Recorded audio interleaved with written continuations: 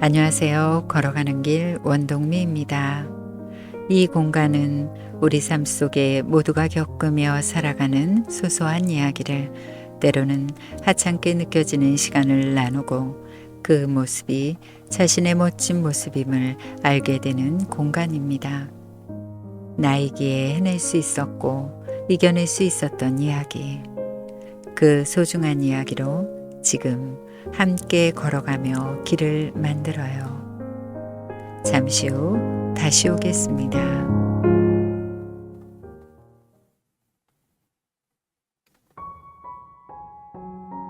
제목 나쁜 엄마.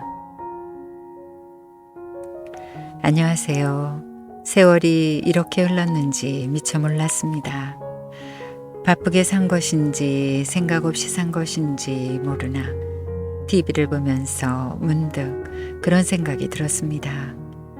나도 그때 아이에게 저런 말과 행동을 했나?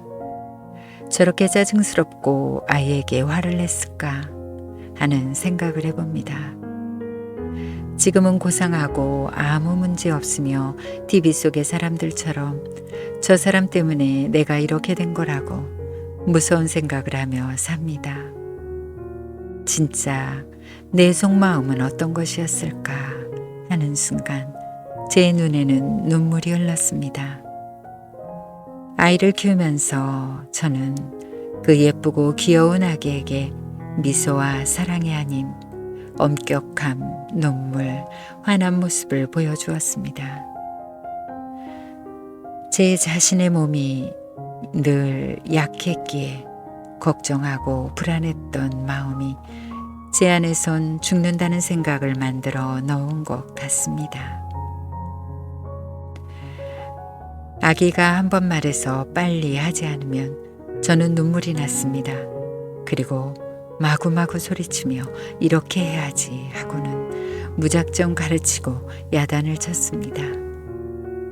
겨우 2~3살도 안 되었는데 그리곤 머릿속으로 생각했습니다. 미안해 아가야. 엄마가 죽으면 아간 다른 사람 손에 커야 하는데 그렇게 하면 미움받는다고. 그럼 안 되니까 하는 생각에 눈물을 흘렸습니다. 아기는 저를 따라 울다가도 가슴팍에 묻는 얼굴을 들고 그 작은 고사리 손으로 제 눈물을 닦아주었습니다. 그럼 저는 미안하다며 또 울었습니다. 좀 더 커서 아이가 5살이 되어서는 한글을 가르치고 숫자를 가르치며 이해를 못할 땐 질리도록 엘베를 타고 다니며 뺄셈, 덧셈을 가르쳤고 장난감을 보면 다시 한글 공부를 시작했습니다. 가르칠 땐 아이가 잘 모르면 화도 내고 짜증도 내면서 제 스스로 조바심에 슬퍼지기도 했습니다. 저를 닮아 계산이 더디는 것 같아 미안하기도 했습니다. 어린 5살짜리 아이를 야단치고 때릴 때는 이불을 던져놓고 때렸습니다. 혹시나 매가 아이 몸에 닿을까 싶어 걱정스런 마음에 그랬습니다. 아이가 갑갑해서 이불을 삐집고 나와 울면 다시 가서 이불을 몸에 던지고 커다란 소리가 나도록 아이를 때렸습니다. 어쩌면 아이는 그 소리가, 그런 행위가 더 무서웠을 것 같습니다. 초등학교에 들어가서는 아이가 아빠 지갑에 손을 댔고 남편은 용돈을 못 줘서 그렇다며 달랠 때 저는 아이를 발가벗겨 집 앞에 세워뒀습니다.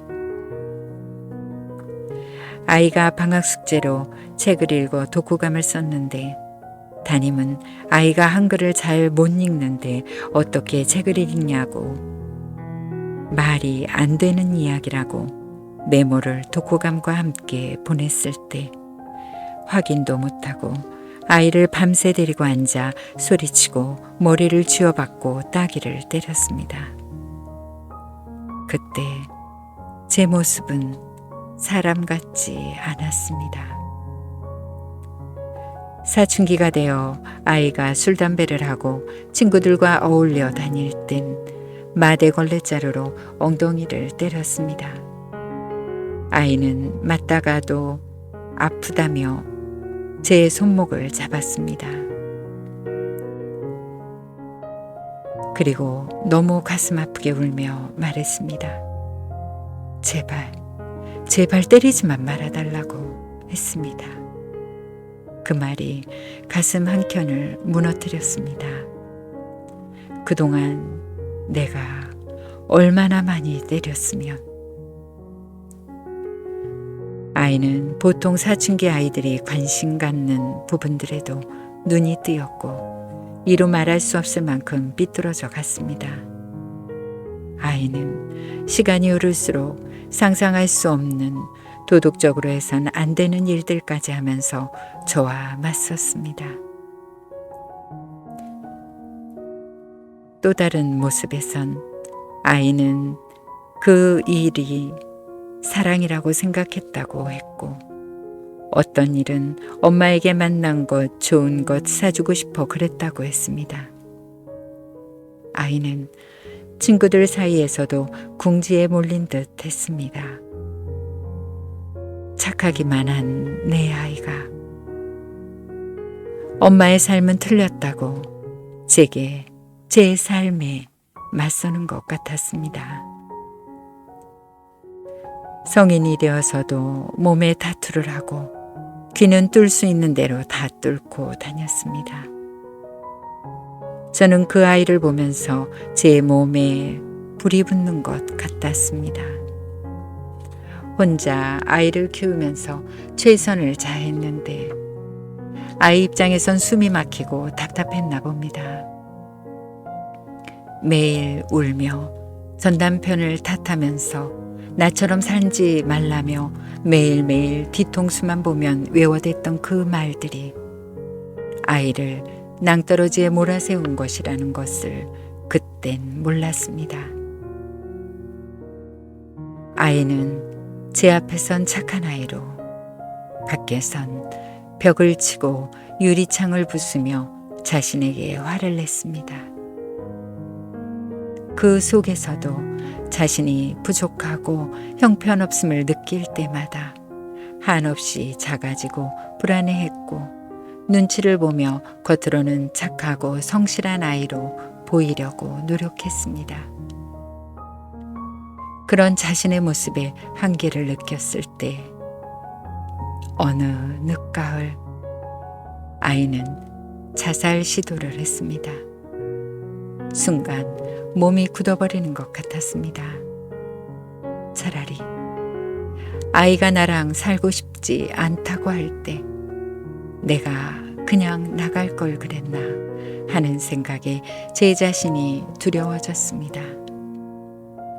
20년 동안 내가 죽으면 아이가 혼자 남을까봐 남이 거두어 눈칫밥을 먹을까 싶어 한 잘못된 양육 방식이 그만 아이 입에 약을 털어 넣어주는 격이 되었습니다.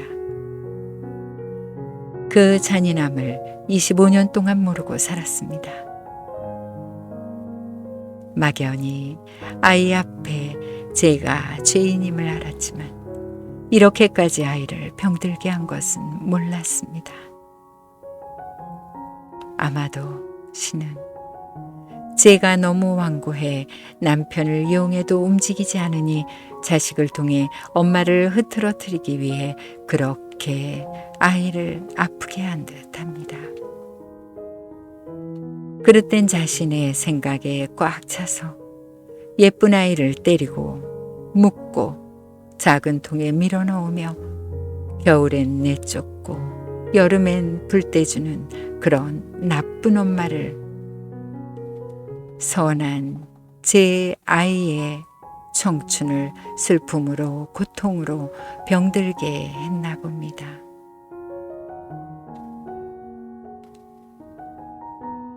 예쁜 아이야, 무지하고 어리석은 나를 용서할 수 있겠니? 사람이기도 부끄러운 나쁜 엄마가 여기 있단다.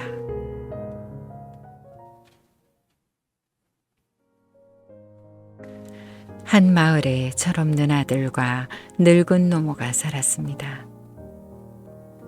어느 날 나갔던 아들이 급히 뛰어와서는 칼을 엄마에게 꽂으며 내 여자친구가 살아있는 엄마 심장을 가져오면 결혼해 준다고 했다며 잔인하게 엄마 심장을 꺼냈습니다.